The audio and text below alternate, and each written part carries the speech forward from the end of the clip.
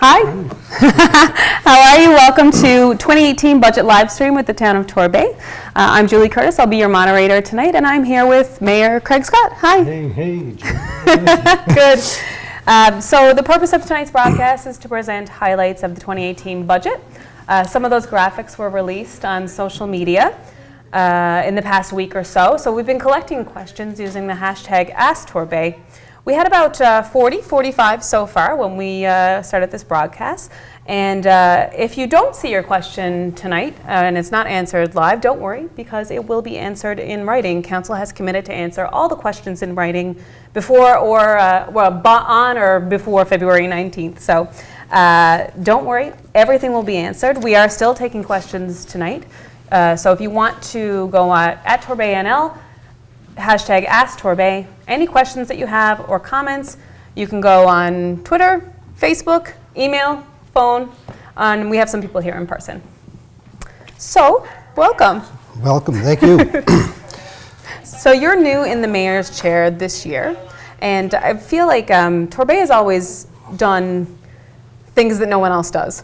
At least in the past couple of years, like resident engagement. Good things that nobody else does. But I just what do you want to say to your residents about continuing public engagement in the conversation? You know, over the last 4 years, certainly, and we're going to continue it, is that we want to hear from the residents and we want to get their input on what we're doing. And last year and this year, we just did a strategic plan update, and we asked for input from residents, and we got it, and we used that to determine what our strategic plan is going to be and where we're looking to go for the next 4 years and beyond.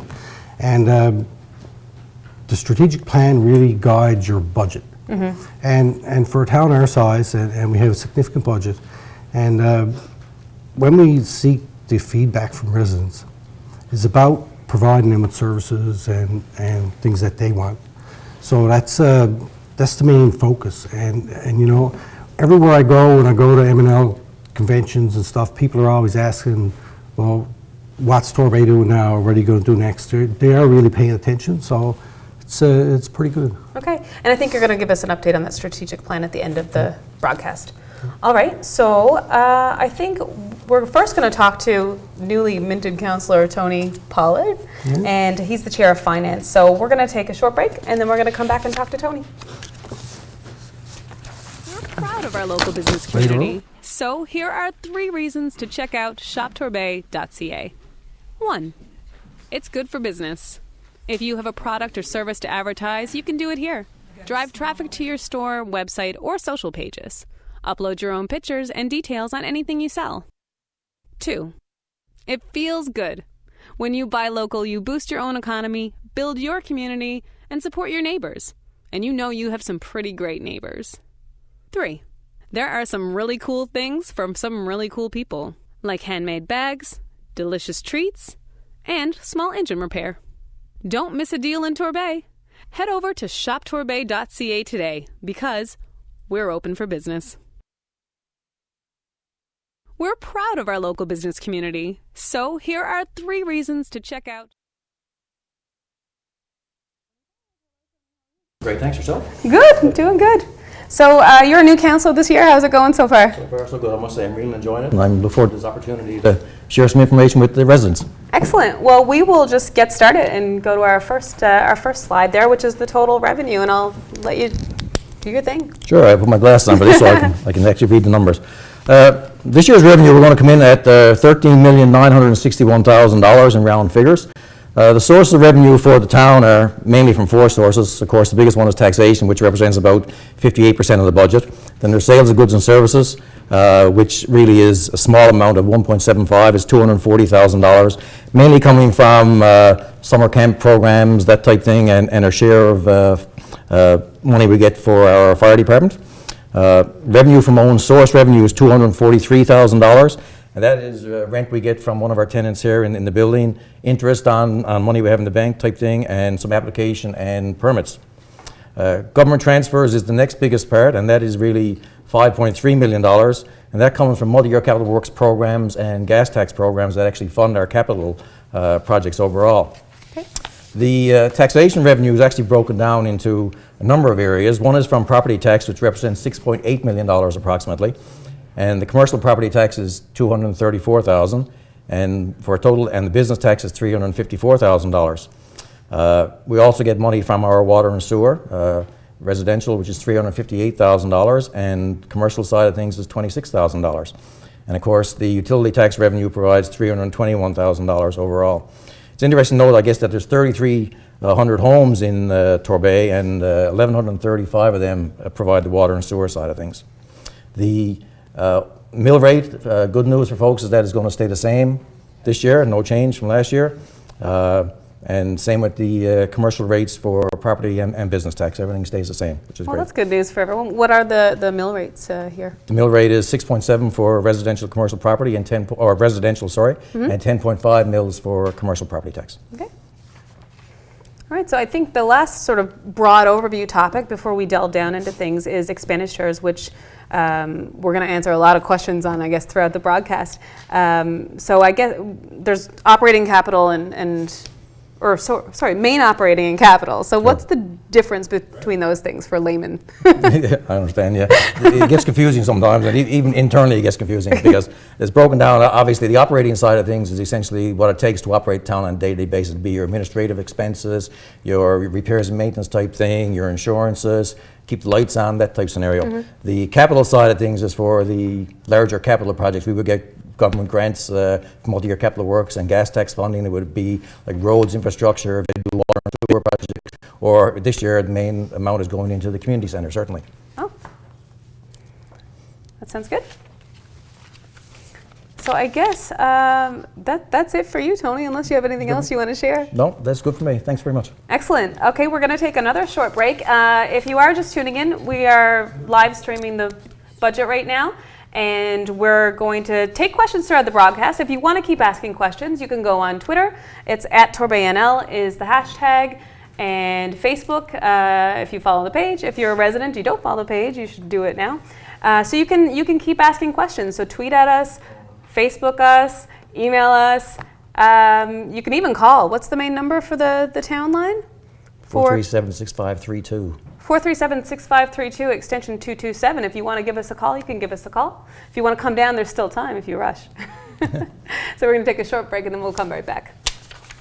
Here's how to sign up for Torbay Alerts in 5 easy steps. 1. Go to torbay.ca and click on My Account. 2. Go to the Torbay Alerts option and click Sign Up. 3. Tell us who you are. Fill out the sign-up form to create your account. 4. Pick exactly how you get your alerts. Maybe you want email, or prefer text, or maybe you want both. How we contact you is your choice. 5. You also get to control exactly what kinds of information you want to get. Only want town and business news? No problem. Just community events? It's up to you. That's it. Don't miss the news that matters to you. Head over to torbay.ca and register now.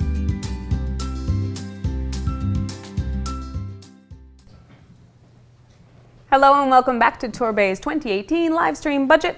What you just saw, if you're already tuned in, was a commercial for Torbay Alerts, I think. There's a number of ways that the town communicates with their residents, and I think you can go to torbay.ca and sign up for any of the services that they have, so we encourage you to do so. So now I'm here with Trina Appleby, new deputy mayor. Congratulations. Thank you, Jen. How's it going? It's awesome, actually. It's I expected it to be really rewarding and fun, but I got to tell you, this is the best thing I've done in a very long time. Really enjoying it, engaging with the residents and working with the team that we have here at council. It's just absolutely brilliant. This is the first time you've been involved in politics? I've never run for council before. No, this is brand new to me, but it's everything I hoped it would be and then some. It's absolutely brilliant. Awesome. So you are, remind me, the chair of? Community and economic development. Okay. So economic development is a pretty hot topic, and we could see that from the questions that were coming in on social media over the past few days. We had Corey Slaney, who said that we have to do more to attract business, especially with community center costs. That's a little snippet of his comments. And another gentleman, Brad Daw, who asked about budgeting for marketing to attract new business, and Ross Thornhill's comment, which says, what specific initiatives are being taken to bring a business or bigger business face, to Torbay? This has been mentioned in the past couple of years with no substantial movement. Being so close to the offshore, why is it that Torbay can't take more advantage of this great opportunity? Why not more on the technology side of things? It would be nice to see some direct evidence that council is at least moving in this direction. So what do you have to say about that? Julie, economic development was one of the things that, it's one of the reasons why I ran, actually. I've got a strong background in understanding economic development and the oil and gas industry. And I agree with some of the conversation here that there is opportunity for us to move forward and look at this stuff. I believe that there's opportunity for our businesses to be more engaged, and we're working in 2018 towards putting together a Chamber of Commerce that will help support the local businesses that we already have. When we were doing our strategic planning, one of the things that we identified was that water is an issue for business expansion. So we've been in conversation with the City of St. John's about looking at potential opportunities around that. And we are working on a business park model and also a town center model. And we've made sure there's money in the budget to move forward with those sorts of things. You'll also see in some of the stuff we have there with the William Manning Memorial Project. William Manning was our first mayor, and he was killed in a plane crash, and we think it'd be really cool to do some nature-based ecotourism around connecting that trail. So we're going to be working with Portrait Cove St. Phillips to see if we can get some framework in place for that. There's a lot of things that we do. We have our community market, we have our Shop Local campaign, and we do our business awards also for the businesses in the community. So we do Business of the Year, New Business of the Year, Entrepreneur of the Year. Lots of great stuff happening around economic development. We want to take it a step further. Okay. Yeah. So there was another question. There was a lot of questions on business over social media, and that came in via email the last few days. And just a reminder to anyone who just tuned in that we will be answering, or you will be answering, I should say, all the questions in full, in writing. They will post it to your website. So if you do not hear or see your question tonight, not to worry. Every single question will be answered. So the next question is from Justin Burnett, who says, attracting business is extra difficult these days because nobody cares about things being nearby. Wherever I lived growing up, there were corner stores all over the place. Now they're mostly gone because people think nothing of hopping in the car and driving 10 to 15 minutes to grab something. Because we're right next door to St. John's with its concentration of businesses, we have to find a way to get people to care about the things that are in Torbay. So what do you have to say to Justin or anyone else who might feel that way? I think that there are a lot of people who are paying attention and they care about the businesses that are in Torbay. The traditional coffee house has been very successful. And delicious. And absolutely delicious. And they're doing well. They're expanding into Mount Pearl at this point, as far as I understand. So there are businesses that are being supported by local people. I would encourage every resident of Torbay to pay attention to the businesses that are here. We have Think Outside the Box, which is over there on the hill, and the stuff they have is second to none. Sorry, what's Think Outside the Box? It's a gift store. It looks like a house, okay, but it's not. It's all business. And when you go in, they have seal products. They have Newfoundland homemade crafts. They have an antique room. They have fabulous, fabulous stuff there. And it's worth the drive to come down to Torbay, check out the beautiful scenery, maybe take a hike on one of our fabulous trails, and then to grab a coffee and a macaroon or something like that at Traditional, and make your way over there. We also have lots of business opportunity here. We have quilters, we have Mary Brown's, we do have our corner stores. In fact, my children call it the treat store. Mom, we want to go to the treat store. But it's really important that people do realize that, if you've got 10 minutes and you're going to get some groceries, Foodland's here in town. You haven't got to go out to Stavanger Drive. And when you make that conscious decision to support local, then you help make sure that these businesses stay in our community and that they're able to thrive and grow here. So I think there's a lot of work around communicating. The Shop Local campaign that we have is absolutely fabulous. And for anyone that's a small business that doesn't have a website or capacity to advertise yourself, we actually have a platform and we will advertise for you. And if you have any deals or anything happening, we certainly like to get that information out and share it for you if you're a registered business with the town. And if you aren't, I'm sure our Economic Development Officer would love to hear from you. And we have all kinds of things in place to support the local business that we have. And just back to the attraction piece for a minute, one of the things that I understand well is networking and understanding the marketplace and what's out there. And so one of the things we're going to be looking at this year is making sure that we get more memberships in organizations where we can do more networking and business attraction, and looking at diversifying the businesses in our community as well. Excellent. So the next, I guess, section that you're going to be addressing is the recreation budget, which looks to be a big chunk. It is. It's almost $1 million. It's almost $1 million. Yeah. So there's a lot going on there. There's a lot of questions about recreation, about the softball field, about the trails, about the programs. So we pulled out a couple that had to do with the ball field, but there were a lot more. Again, they will be answered online. So the first question is from Carmel, who said, "Hi, just wondering if it would be fiscally responsible to invest in a full-size ball field so that all residents could avail of it." She talks a little bit about income from renting the field and some ideas. So it's great you have residents that are really involved and giving suggestions, not just asking questions or complaining. And then another person, Diana Perry, commented on her as well and said that she felt the same and thought it was large enough to support a couple of full-side fields, and then thought she remembered something in a planning session a few years ago. So is there anything that you can share with them about that? Oh, totally. We've been developing the Upper Three Corner Pond Park area for recreation development, and we have a fabulous soccer field, softball field in there. This year, Torbay is hosting the Killicoast Games. So we are really excited about that. And the Killicoast Games, for anyone that doesn't know, it happens later in the summer, right, and the 5 communities in the Killicoast come together, and we host sporting activities for the children, and it's absolutely brilliant. Yeah. And so we want to make sure they have the right infrastructure in place for that. And I do hear, and I asked the same question actually, did it make more sense to have a larger field than the one that we have? But when we looked at it, we wanted to have the infrastructure in place for the games. Our new community center that we have is a big chunk of change for us to be putting out right now. We want to be really responsible with the money that we're spending so that we're not in a position where we have to raise taxes. We want to keep things status quo. And also, what we did was we looked at it and we thought, we have the money, we can put this in now and have the infrastructure there for the kids. So yes, we can rent that space. We have $100,000 there to upgrade the softball hut that's in there right now. And that'll give us a really nice complex. We have multi-purpose courts, the 2 softball fields, the soccer field, the ability then to host tournaments and do different things. And we can also have children's tournaments. The other thing about that was we want to make sure for our softball program that we were supporting minor softball, and we want to make sure that the field was here for that program to start. So if we moved in this direction, we were in consultation with the volunteers that run the program. Right.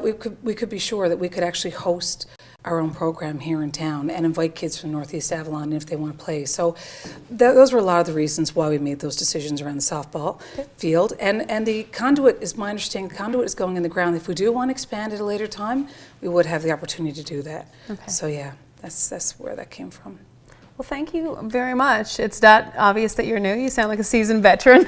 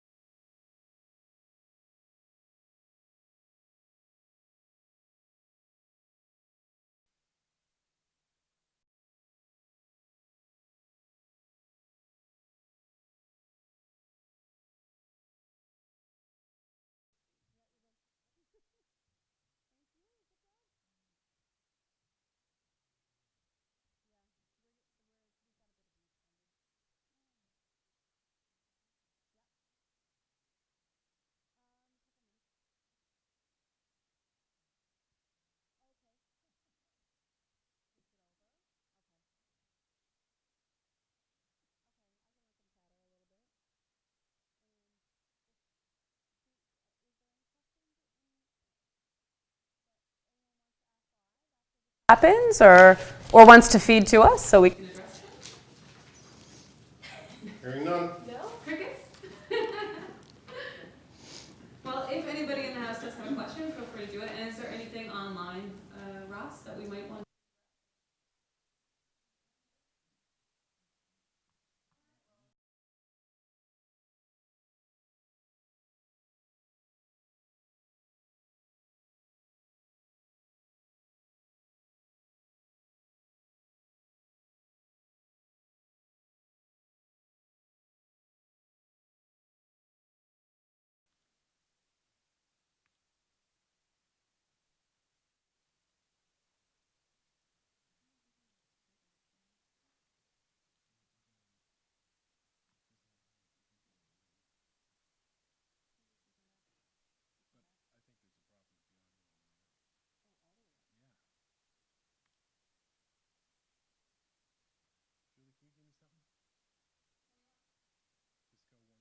One, two, three.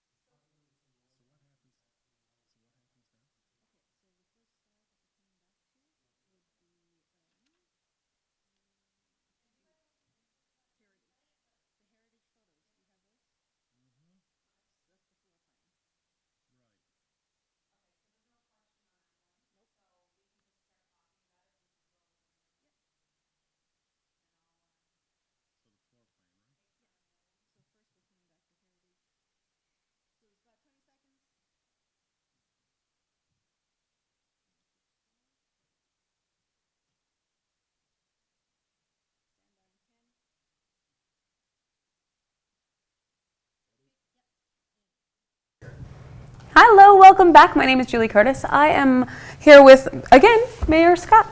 Hey, Welcome back. I'm back.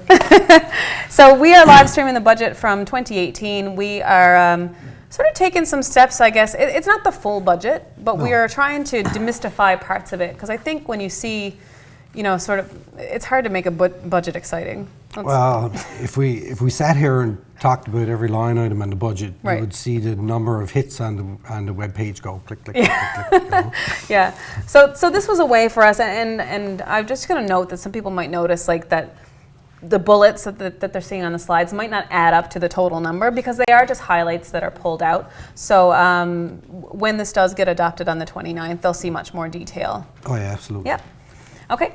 So I guess the next thing we're going to talk about is heritage, culture, and arts. And I know that last year we had done some update videos, and we talked to, I talked to Peggy actually, and she was telling me that you guys were in the process at that time of acquiring the Priest's House, and with some big plans for it. So that's a big update this year. So what are the plans?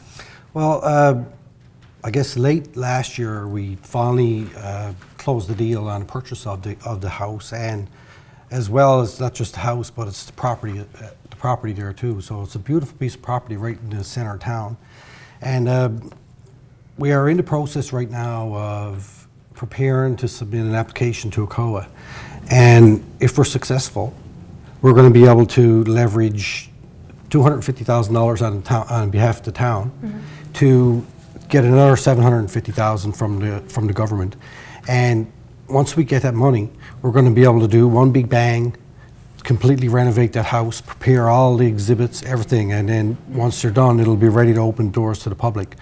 So rather than do piecemeal, a bit here, a bit there, then this approach seemed like really the best way to go. Sure. And it's kind of multi-pronged, that house. It's one of the last pieces of built heritage that we have that was probably in danger of going away Right. if the town didn't have to purchase it. If somebody else purchased it, they might have tore it down, did something else with it. But I think that at the end of the day, that is going to be a great addition to our town. Right. And there's, along with that, it's going to be a good place to support our arts and our culture, and our heritage committee now is picking up speed, and they play on Thursday nights at the traditional coffee Have house, been? you know, And we got a lot of work going on right now down on the beach, and we're going to be moving our Captain Amherst monument back down to the beach where it should be. And we're building some new trails and updating. We have a big heritage project going on there right now. And I mean, Torbay was built based on that area. I mean, this was a fishing community a long time ago, and it's great to be able to share that culture and heritage and memories with people. I remember it from when I was a kid. That's where we spent our time hanging out. And I'm really looking forward to that project getting finished down there, and it's going to be a great addition for the town. I think something that really resonated with me that Councillor Roach said was, I think at one point there was a comment there, and that it ended up getting torn down, and no one had really thought about the time about saving it or keeping it. So, and you look back and yes, and the convent was one thing, but the old church we had there was a huge, beautiful building as well. Right. And I remember the first time I came home after I was living in Ottawa, and it was gone. It was like driving into Torbay, and just a piece of the town was gone that I spent my whole life when I grew up seeing that. Yeah. So for me, the motivation to try and save that priest house, and I know that other members of council felt the same way, and that was part of the reason. Not the only reason, Right. Because if you're going to buy a piece of infrastructure, you got to have a use for it. Yeah. You can't just buy stuff to say you're going to buy it. So. yeah. And I think one of the things that probably the viewers on asktorbay.ca have been seeing are some of the floor plans from the priest house. So we had some artist renderings or floor plans for people to kind of look at, so they can get a little taste and a little sense of what might be happening. And I'm sure we'll share some of those after the broadcast online. Yep. So our next topic is pedestrian safety, and from knowing you and talking to you, I know you can talk this in your sleep. So why don't you run me through? Or no, hold on. Oh no, we're going to throw a question. Sorry. I just want a little update from you, and then we're going to have a question. All right. Pedestrian safety is a big issue in our town, as it is in other towns. And after the election, when I was sitting down and I was figuring out what type of committees and what committees that I was going to create, I put a focus on pedestrian safety and public safety in general. So I created a new committee that's chaired by Councillor Glenn, and his partner in crime on that one is Councillor Martin. Okay. And they've been spending a lot of time reviewing and modifying our process, how it works to address residents' speed calming requests and all that kind of stuff. So with that said, I think I'll toss it over to Councillor Glant, and he can have a little bit of a say about it. Okay, I know that we have a question coming up from Jennifer White, who I'm assuming is a resident.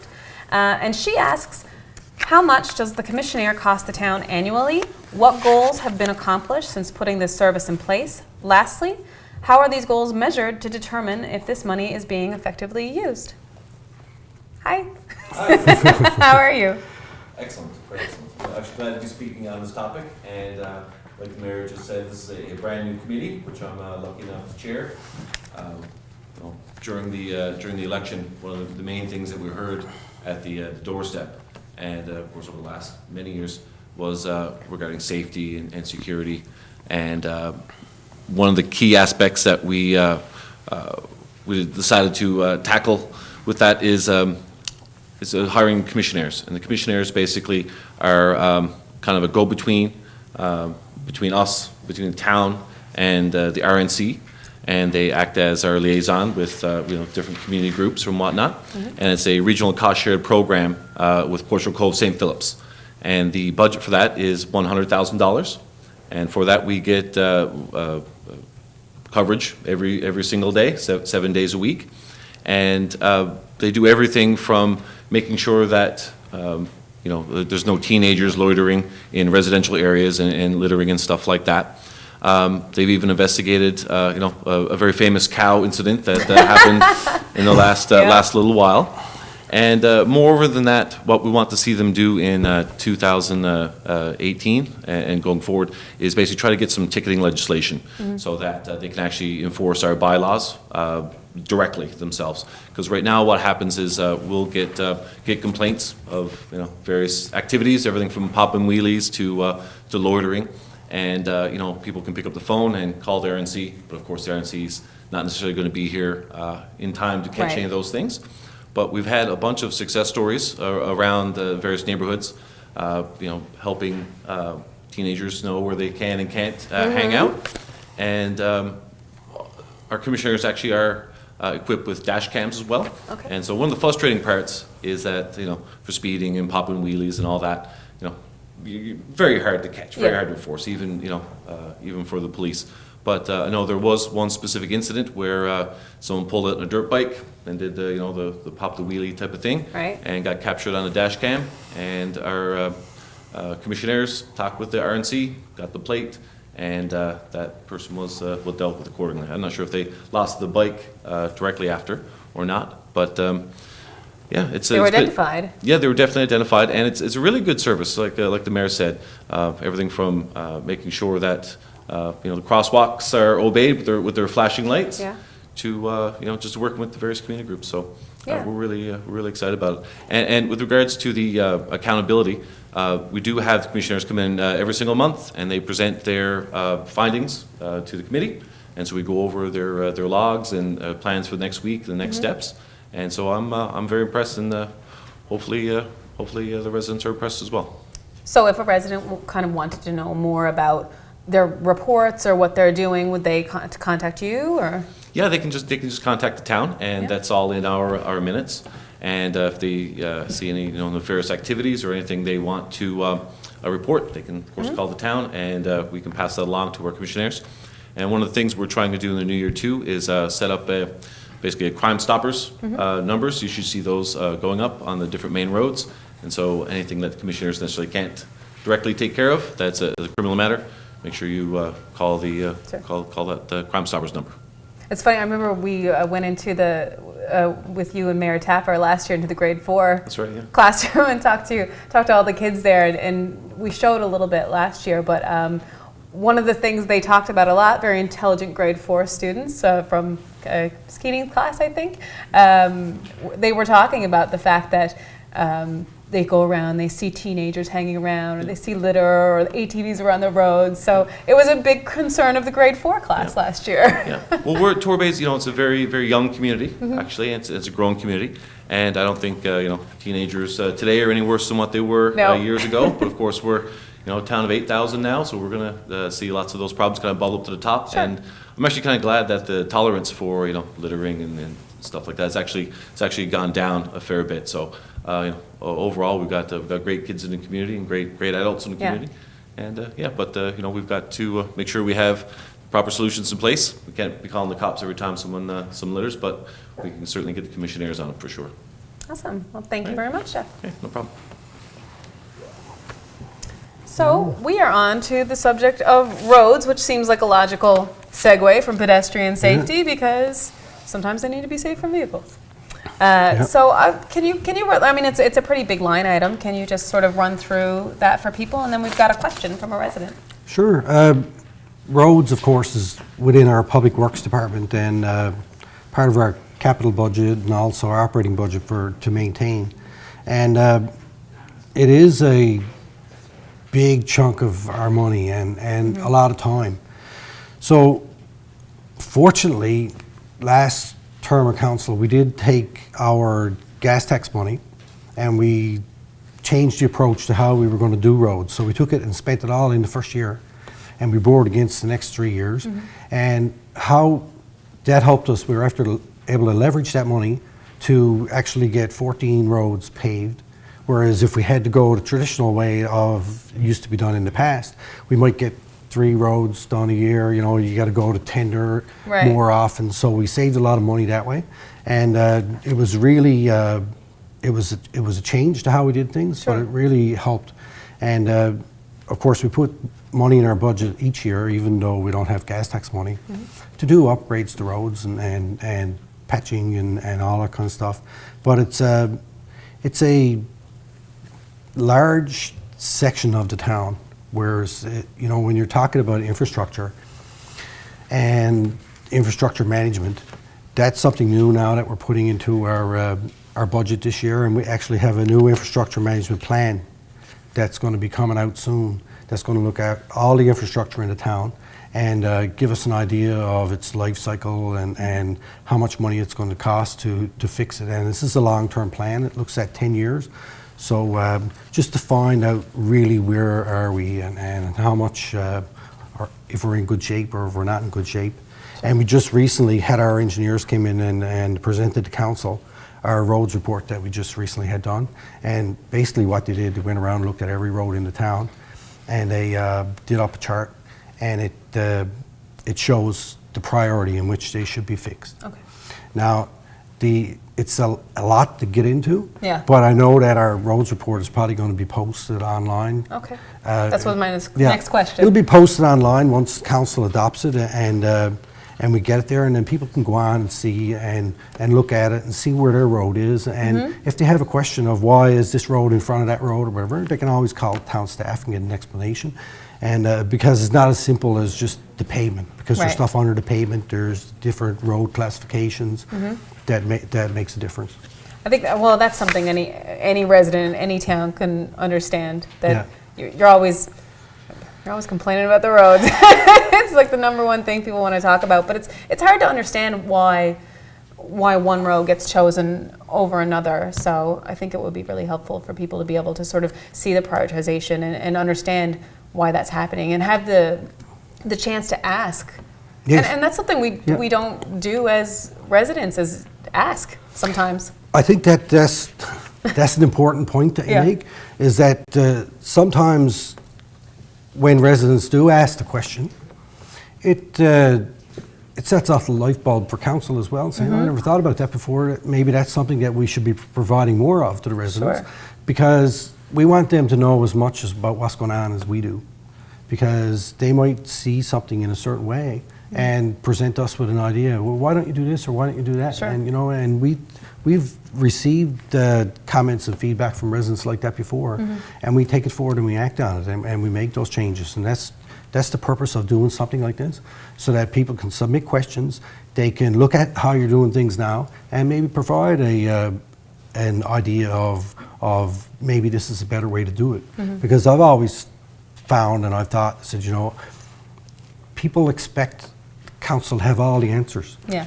But we don't have all the answers. Sometimes there's 8,000 people living in this town, and they're smart, and they can come up and give us ideas of how we're doing things right or wrong, and then if we're open to that, we can work on it. Yeah, and I think it's important to note too that you've done it this way, sort of social media, streaming online. This broadcast will be emailed out later to people through Torbay Talks. It'll be available online in case they've missed it. People were invited to come in chambers, but not a lot of people come to council meetings anymore. And, I'm guilty of it myself in my town, and I don't always have time to farm through the minutes and try to figure out what's going on. But if you actually come to the meetings, you hear about the action as it's happening, and you get the chance to weigh in. Well, before I ran for last election on council, I did go to the meetings. And Yes. I went regularly for almost 4 years, and it's eye-opening what you learn just from sitting here and listening to the conversations and getting to know the people on council and the staff at the Sure. town, and then you open a dialogue and you get some good information. Well, you went to an interested citizen to the mayor's seat. I know, isn't that crazy? Well, thank you very much for that. That's just a few. Oh, actually, we're on to water supply next, which is definitely a hot button topic in this town. It is. I know someone touched on that earlier about expanding the business park or business space in Torbay, and water supply is one of the concerns with that, and one of the things that you're working on. Yeah. Can you just touch briefly on how you're, or you have a request in or something with the? Well, over the last number of years, we've come to a point now where our water supply right now is pretty much maxed out. And it's an older technology. We've made some upgrades to it and improvements with regards to how we do chlorination, and we introduced a flushing program to try and clean the pipes. And we hear the complaints from residents about sometimes they get dirty water or whatever, but we try our best to make sure that the water is safe. For the first thing, and I know we've had a couple of boil orders in the last number of years. I don't think it's been hasn't been that many, but you know, one is too many. And we had actually a meeting last week, myself and Deputy Mayor and Councillor Torngoss. We went out and sat down with the City of St. John's to explore the opportunity for the town of Torbay to connect to the regional water supply. And they are going to take that back to the regional water board, our request, and see where it goes. It was very encouraging from the last time that we spoke to them. So hopefully that we'll be able to move in that direction, because we did have a alternate water supply in South Palm, but it was subject to contamination from the airport. It's a big story. If anybody wants to know more information about that, they can get it from the town. Sure. And I'm sure it's been in the news and it's been talked about for the last few years, so it's not a secret to anybody. And you know, water is critical infrastructure that we need to provide, and it is kind of holding us back right now about expanding our businesses. Sure. And you know, we were looking at doing a business park out behind Metal World, and you know, water was an issue here. Sure. And we do actually have a question from Dot, and she asked online, just wondering if there's any funding available for a sewer treatment plant. So that was one of the questions that came under the water supply. Sewer treatment is something that we've been working on for certainly the last 4 years. I was heavily involved in it with our Public Works Committee. We did go out and do our due diligence, and we did have a study done called Best Available Technology Study. And what that did, it looked at, I think they looked at 12 and rounded down to 5 applications that would be appropriate for us down on Torbay Bight. It is legislated by the federal government, so eventually we are going to have to come into compliance with that, and which is a good thing. Right. But right now, it's hard to identify where the funding is going to come from. Right. Because the capital cost to build that is between $11 and $16 million, and then it's about $500,000 a year to operate it. And only about a third of the town is currently on the water and sewer. So that's a deeper discussion we're going to have with residents when we finally do come forward with what that project is going to be, and how is it going to look, and who's going to pay. Yeah. You know, and that's a discussion. It's not going to be an easy one, but it's one we're going to have. Well, and because of the federal legislation, I guess you're not the only municipality dealing with this issue. No, I mean, I think if I just remember off my head, it's 257 towns in the province that are facing that kind of not compliant. I believe there's only 1 or 2 towns in the entire province that are compliant right now with the regulations. So I guess we're all behind the 8 ball, and we're going to have to look to get that done, that's for sure. Thank you very much. Okay. I think our next topic is going to be the fire department. And I found it interesting. I think you said to me a couple of years ago that when people think of services in the town, fire services is not something that they actually think of, because we think about, I want my roads paved, I want my roads cleared, I want my garbage picked up, that's kind of what you think of. So I don't know, it really sort of opened my eyes as a resident that was an actual service, and it does have to be paid for. So we've got a whole slide on support for the Torbay Volunteer Fire Department, which I know services more than just Torbay, and they provide a really important service. So can you speak to that budget? Sure. You know, for the last 4 years, and currently still, I was the council liaison to the fire department. And in that time, I learned a lot about what they do and how valuable they are to the town. And we have, over the last number of years, provided everything that they need. And I'm sure we're going to keep up that same level of support for the fire department, because it's what they do is, you know, they're second to none. They do an awesome job, and they're always training. I mean, you can hear them outside. They're out right now, checking their equipment and doing their regular truck check for Monday night. So I could have only good things to say about them. But now I'm going to turn this over to Justin Martin. He is another new councillor. Yes, and he's on our public safety committee along with Councillor Glenn. Okay. And the fire department falls under there now, so I'm going to let him have a little tackle at this question here. Alrighty. Hi, Justin. Good evening. How are you? Good, how are you? Good. How's it all going so far? Good, good. It's very interesting. Yeah. Learning curve. So the question that we had from June H, I guess as people went down through their line items, they saw honorarium and didn't really know what that was. So the question is, what do you mean by honorarium? Sure. Well, as our fire department are, as Mayor Scott said, volunteer, they do put quite a bit of their own time in, as we can hear them now in the background with their chainsaws. We give them compensation. We have 43 very bright members on our volunteer fire department servicing Torbay and Flat Rock. So we give them compensation, which will constitute as an honorarium based on their training, attendance to meetings, and the response to calls. We do have different levels of expertise within our fire department, and we also have some very modern equipment. Most fire departments on the Killick coast are volunteer, and ours, I believe, are second to none. The dedication that the firemen put in, and women put into the department, are just as equal as what I would consider a full-time Sure. resource. Okay, so when someone looks at that $123,000 and change, that's basically divvied up in different Yes. ways through Yes, for 43 different people that's right. for doing a lot more work. A lot more work than what's on the paper. Yeah, I would say so. Yeah. I think it's interesting when people ask Yes. for a clarification on a Yes. line item like Yeah. this because. You sort of see it, and I think sometimes you make your own conclusions about what That's right. things mean Yeah. on a line item, and and a question can clarify so much. Yes, that's right. Thank you very much. Thank you. So, the next one I don't understand at all, aside from my own visa. It's debt charges. I wouldn't know where to start explaining this one. It's $1.5 million and change. And can you sort of demystify this, for what this all means for me?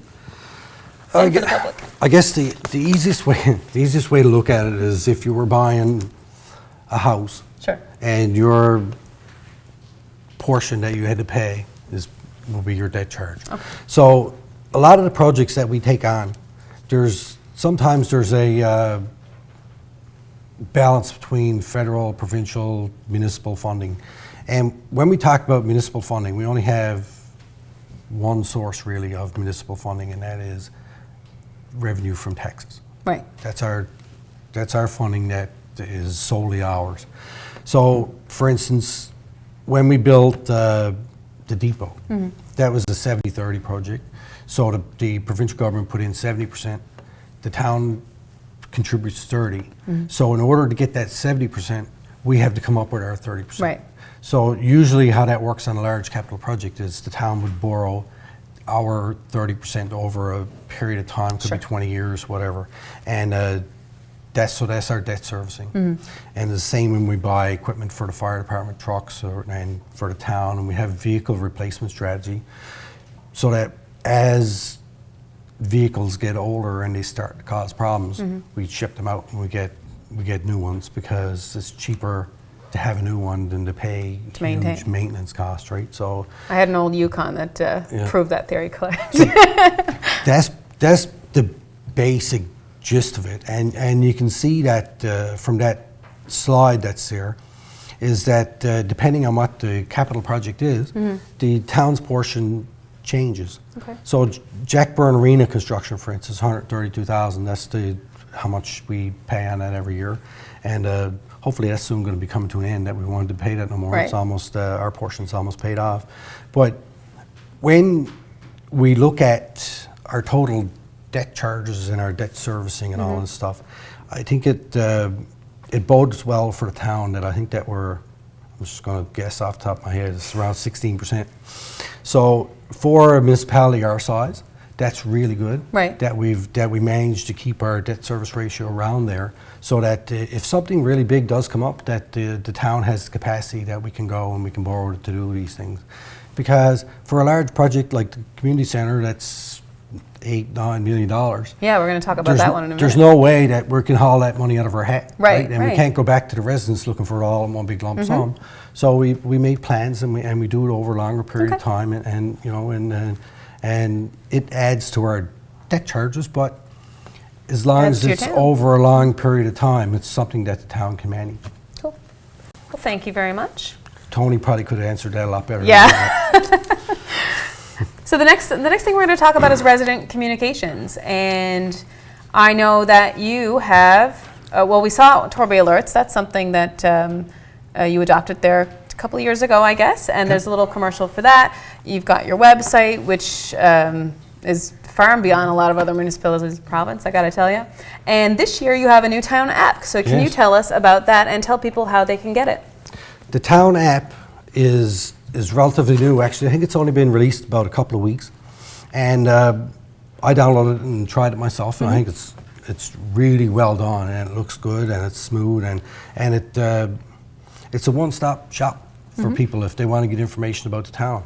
So you can go on there and check what notices have been put out, and this is just adding to the I guess the arsenal that we have, Yeah. that we try and get messages out to residents, because there's nothing worse that I hate to hear when people say, well, I didn't know about that, or I Right. didn't hear about that. So we've been trying really hard over the last number of years to cut back on the amount of printed material that we put out. Now, we still have to do a certain amount because there are people that still like to have a piece of paper in their hand, and, Right. and they're not up on technology. And but we've taken advantage of the technology with Twitter and Facebook and the town app and the website and Torbay alerts and our one that we put out, Torbay Talks, after Yeah. our council meetings to Sure. tell people what's going on. Yeah. And hopefully, as we move forward, when we get our new council package and stuff in place, then we'll be even moving beyond that to broadcast maybe our council meetings, so people can keep up to what's going on. Sure. I mean, it's the logical next step, and I know that other towns have been doing it, and I know that we've had some discussion about it. People talked about it during the election campaign, Yep. and you know, we have to look at everything and make sure that we are moving forward, because if you're not moving forward, you know, you're going backwards. Really. Can't argue with that logic. No. All right, on to probably the hottest topic, probably because you signed, you had a signing there a few days ago, We or did. last week, was Yeah, it? yeah. Is the community center. Yes. And there was a lot of chatter online about the community center. I know we pulled out a couple of questions, or we looped some topics together so that we could cover a little bit of what people said. I'll just name off a couple of names. So this is where kind of these topics came from. Colin Furlong, Kathy Lodge Power, Gord Waterman, Megan Nichols, Jen Whaling, Crystal Nicole Bursey. Thank you for your comments and questions, and everybody else who comment or asked a question. So they all weighed in different ways, but the most feedback seemed to be around people a lot of people thrilled about having a splash pad. That's a hot topic in municipalities, the splash pads. Yeah. But wondering why there's no pool Here's how or to sign up fitness for center Torbay alerts included. in So 5 can you easy talk a steps. bit about the One, pool and go to fitness center torbay.ca issues with and the click community on My center Account. and your plans on that moving Go to the forward? Torbay alerts Yeah, option and click I think sign up. in 2010, so that Three, would have been prior tell us who even you to the are. last Fill out the sign term up of form council to when they create first your started account. looking at building a new community center. 4, And pick it just goes to exactly show you the amount of time that goes into some of these projects. Like, they don't happen overnight. You don't decide today you're going to build a community center and tomorrow you sign the papers. Right. So when they originally looked at it, they were looking at down here behind Town Hall. Right. We were going to put it down here, and at that time, the entire project was like $30 million. So for us to take on something that huge was a little too much that we didn't think we could handle it at the time. So even last term, when we were still looking down here behind Town Hall to put the community center, and then when the prices came back, they were still significant. And at that time, we were looking at putting in a pool and a fitness center. Right. And council took a decision at that time that we were going to scale back a little bit, get it more in line with our budget expectation that we had. And to that point, for the last including this budget and the last 4 budgets, we have never over budgeted and gone out to the residents looking for more money. Right. You know, there's been fluctuations in the tax amount simply because of the way the assessments work Right. and But that not type the of mill thing. rate. No. So we've been pretty responsible in how we've decided to go forward. So when we looked at that, we had to look at scaling back a little bit. And at the time when they were originally looking at putting in a pool, Wedgewood Park was slated to close. So when you look at a pool, you look at a catchment area, I think it's 12,000 people they want you to have within there that's going to Okay. make that viable. Right. So in a town our size with 8,000 people, it would have to be, you'd have to look at doing a regional approach. So our building that we're building right now is strictly town of Torbay. Right. So it's not a regional building. Of course, it's going to be used by people in the region. Sure. But it's not like Jack Byrne Arena, which was a regional project that was paid by all the regional partners. Okay. So we did take that into account, and we did get the building built. We specified that it needs to be expandable. Okay. So once we get it, and it's going to start, the building is going to start soon because we signed the contract this week. Right. And once we get that done, and then we find our footing again, we'll be able to think about maybe expanding that or adding a pool or doing whatever. Right. And with regards to the splash pad, there was some funding that was available, like different types of things that you do. You can go out and look for little different pots of money. So we were able to leverage some. We're going to be doing a capital campaign to raise additional money for the community center, and depending on how that goes, we'll you know, it'll cut down on.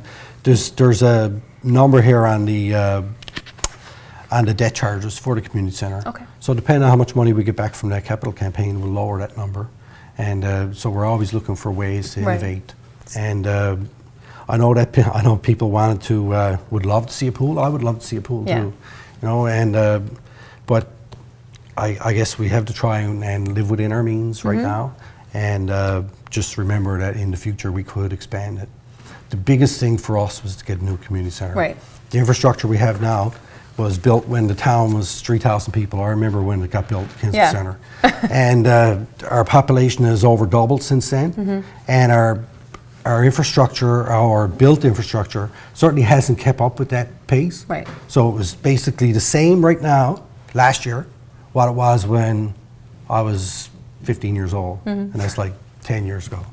Yeah, okay. But you know what I'm getting at is Yeah. the town grew and we didn't keep up with the infrastructure. So now we're behind and we got to try and catch up. Well, But go we can't- fast. But we can't catch up All at from here once. to there, Yeah. you know. And so we had to plan these things out and do it responsibly and not put the town in a position where we're going to be our hands tied if a big project like if we get water or Sure, if we have sure. to do a sewage treatment plant, we have to have the flexibility that we can still do that too. Right. And I think that for the most part, council has done a good job over the last number of years with our budget and trying to restrain our spending. So Sure. it's good. Well, I guess if you want it all, you're going to pay a lot more taxes. So, and we're almost done. I think we're on to just closing out with a quick update about. You mentioned the strategic plan at the top of the hour, and it's a new plan. You've just finished off, I guess. The 2017 one covered what, 3-4 years? Three. It's usually a 4-year plan. 4-year yeah, plan. Yeah. So you have I guess a draft one ready to go? Yep. Yeah. So can you give everyone a quick update about that? I can. So this year, as we did in the past, we went to residents and asked them for their input to what do you think are strategic initiatives that the town should take on. How did you get that info from residents? I think we did a survey. We had our consultant that was helping us with our strategic plan. They went out and actually did a survey, and I think they had 80 some odd respondents, which is really good. Compared to some other Sure. kind of survey. And you know how these things work, right? It's Yeah. hard to get the information. It is. So some of the items in your strategic plan are a given because there's no way you can get away from. We know that we have to put in our strategic plan about wastewater, and we know we have to have water. And we knew that the community center was going to be there because it was a project that was already ongoing Right. from the last term of council. But We've added some new things. Pedestrian safety was really high on the list of issues that people had, and creating a new committee and moving forward to that. And there's some initiatives in the budget to look at how we can increase the number of sidewalks that we have in the town, and I think that's a positive step. It's something that we've never really gone anywhere before like that. We haven't planned to increase the number of sidewalks, and we're really looking at doing it on Torbay Road, which is not our road. You know, the province owns it, Right. but you know, we've decided we're looking at it, and you know, it's no good just to say, you know, that's not our road. It's our people that are walking on it, so we Good point. try and make it safe for them, you know, and so that's where we are. Our Right. last strategic plan, we did really well on it. Yeah. You know, and we made progress on almost every item that was in it. And I talked to mayors and councillors and people from other towns around the province when I go to M&L, and it blows my mind how many councils don't do a strategic plan. Because to me, strategic plan is so important that it gives you direction and helps keep council focused on where do you want to go and what do you want to do. And you put it out there for the residents to see, and they understand where our council is going. And they can see where you're planning on going in the next 4 years and beyond. Because let's face it, some of these strategic plan initiatives like wastewater and water are, yes, we put them in our 4-year strategic plan, but they're It's gonna go really, beyond. I mean, they're lifetime things that you're going to be working on, right? Yeah. So when can residents look forward to seeing that strategic plan? Or an estimate if you don't have a day. Well, it's in draft format right now. Okay. And we actually had a meeting a couple of weeks ago. We were here for 3 or 4 hours and Right. hammered it out. And the consultant is finalizing now, and then it'll be presented back to council, and we'll have another look at it and decide if it's where we want it. And then we'll bring it to council and we'll adopt it. And then once it's adopted, we'll post it online and everybody can have a look. Awesome. Well, thank you very much. That's all we have here. But we have some people in chambers, and we have a lot of councillors in chambers that head up a lot of different committees, and I know they've agreed to sort of stick around and talk to anybody who wants to talk to them. Hey, if they're sticking around, why don't you just ask Torbay hashtag and tweet some questions at us, and Yeah, we can answer them. we can answer them now. And I think that I want to make sure that people understand that if your question wasn't on it, I know you said that Yes, earlier, yeah. right? But if your question wasn't mentioned tonight and it wasn't on here, it will be answered. Last time we had every question that people submitted, we posted answers online Yeah. so that they could go and read them. And then if anybody wants to call me or call any member of council or send us an email, we'll always get back to them. Gotcha. Right.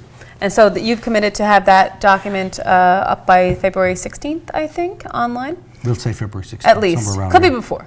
Could be before. Okay, well, thank you very much. To anybody who was watching, thank you for watching. And to anyone that submitted questions or comments, we thank you, or commented during the broadcast. We're going to go check over things now. And if you do have questions, again, Mayor Scott just said, just ask us. All right? That's it. Ask Torbay. Ask Torbay. Thank you. Thanks. Keep talking yourself.